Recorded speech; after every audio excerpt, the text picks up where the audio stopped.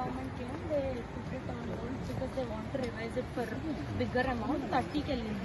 Irrigation వాళ్ళు చెప్తున్నారు లేకపోతే R&D ఏంటో సో ఇట్ ఫైల్ డిస్కషన్లో ఉంది అని చెప్తున్నారు. కలెక్టర్ సార్ కూడా పెట్టాము.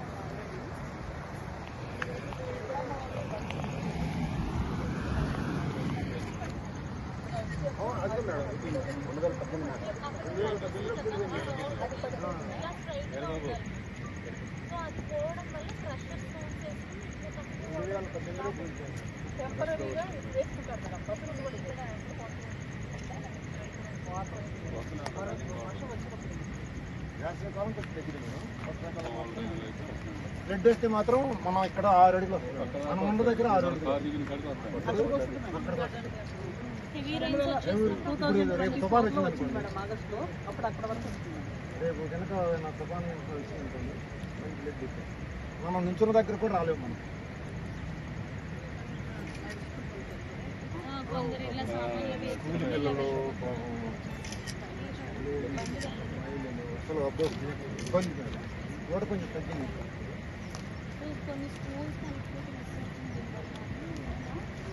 ప్రైవేట్ స్కూల్స్ 5 స్కూల్స్ ఉన్నాయి మేడం.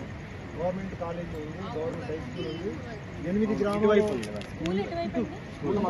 మండల కేంద్రం కంపలగూడెం మేడం. 5 స్కూల్స్ ఒకటి 8 గ్రామాల గవర్నమెంట్ స్కూల్కి రావాలన్నా, ఇంటర్మీడియట్ జూనియర్ కాలేజ్ రావాలన్నా, మోడల్ స్కూల్ రావాలన్నా ఇక్కడ నుంచి అక్కడ పిల్లలు రావాల్సింది. 8 సంవత్సరాల నుంచి ఇదే మాట్లాడుతున్నారు. 2018 ఆగస్టులో పుట్టినట్లు ఒకసారి పోయింది మేడం. ఇది 2018 కాదు మేడం, ఇప్పుడు కాదు. ఆల్రెడీ రిప్రజెంటేషన్ ఒకటి సిపిఎం పార్టీ తరఫున దీని మీద ప్రయత్నం చేశాం మేడం. దాదాపు 2018 నుంచి ఈ ప్రాబ్లం ఉంది. గడిచిన 60-70 రోజుల నుంచి అసలు నడవడానికి కూడా అనుకూలంగా లేకుండా ఈ అప్రోచ్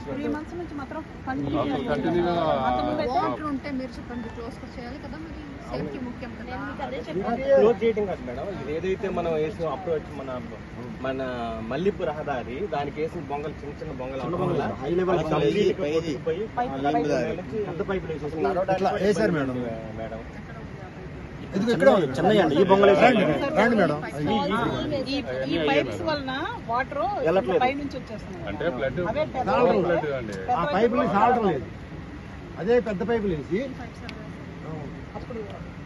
2018లో స్టార్టింగ్ లో ఒకసారి వేసారు మేడం. 2024లో వేసినప్పుడు మేడం ఈ రోజు వేసి చెప్పారు మేడం.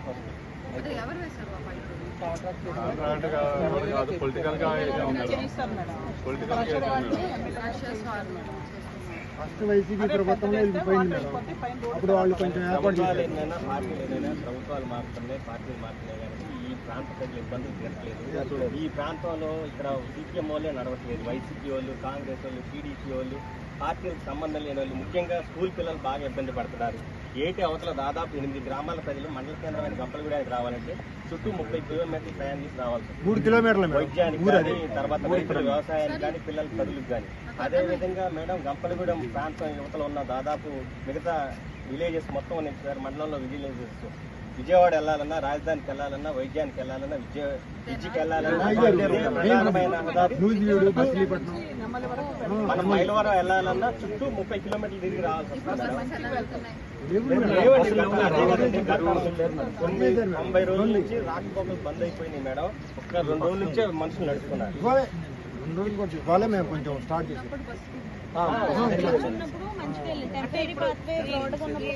ఈ రాళ్ళు ఉన్నాయి కదా, ఈ స్టోన్స్ ఉన్నాయి కదా మేడం, వాటిపైన మంచిగా తార్ రోడ్ వేసేసారు. తార్ రోడ్ కాదు మేడం, రోడ్డు హెవీగా వచ్చిన ఫ్లడ్స్ వీటి వల్ల మొత్తం కొట్టుకుపోయింది. మన డైవర్షన్ రోడ్ కూడా కంప్లీట్ గా డ్యామేజ్ అయిపోయింది. మా ప్రధానమైన రిక్వెస్ట్ ఏంటంటే ప్రభుత్వాన్ని ఈ డైవర్షన్ రోడ్ అయినా తక్షణమే పెద్ద పెద్ద బొంగలతో వేసి ప్రజలకు ఇబ్బంది లేక పెద్ద పెద్ద పైపులతో వేసి, ఎందుకంటే ఫ్లడ్ వచ్చినా ఆ పైపుల్లో చెల్లిపోయింది మేడం. రాకపోకలకు ఏ ఇబ్బంది ఉండదు. కాబట్టి ఆ సౌకర్యం ప్రధానంగా ఇమీడియట్ రిలీఫ్ గా కల్పించాలని ఈ రోజు ప్రధానంగా కోరాం. తర్వాత ఇంకోటి ఏంటంటే మేడం, దాదాపు ఈ ఎస్టిమేషన్ 16 కోట్ల నుంచి గడిచిన 8 సంవత్సరాల 16, 18, 24, 26, 30 కోట్లు చేరింది. కాబట్టి ప్రభుత్వం దాన్ని ఏంటంటే కొనసాగింపుగా కాకుండా దీన్ని అంటే బిడ్ చేయాలంటే 6 నెలలు 8 నెలలు సంవత్సరం పెట్టింది మేడం. ఇవాళే మొదలుపెట్టి రేపు శంకుస్థాపన చేసి కట్టడానికి కూడా మేము అట్లా దానికి యుద్ధ ప్రయత్నం జరిగిన పరిపాలన అనుమతి ఇప్పుడు 5-6 సార్లు వచ్చింది. శంకుస్థాపన కూడా వేశారు. పోయిన గవర్నమెంట్ లో శంకుస్థాపన పలకం అక్కడ వేశారు, తర్వాత పగిలిపోయింది ఆ శిలా పలకం కూడా. అందుకనే ఎలక్షన్ ముందు మేము స్పష్టంగా పేపర్లో హామీలు కాకుండా ఆర్థిక శాఖ నుంచి ఫైనాన్షియల్ ఎస్యూరెన్స్ ఇచ్చి క్లియరెన్స్ ఇచ్చి టెండర్లు పిలిపిస్తే ఈ ప్రాంత ప్రజలకు నమ్మకం వస్తుంది మేడం. గవర్నమెంట్కి పంపించాలి. వేరే ఒక ఫోటో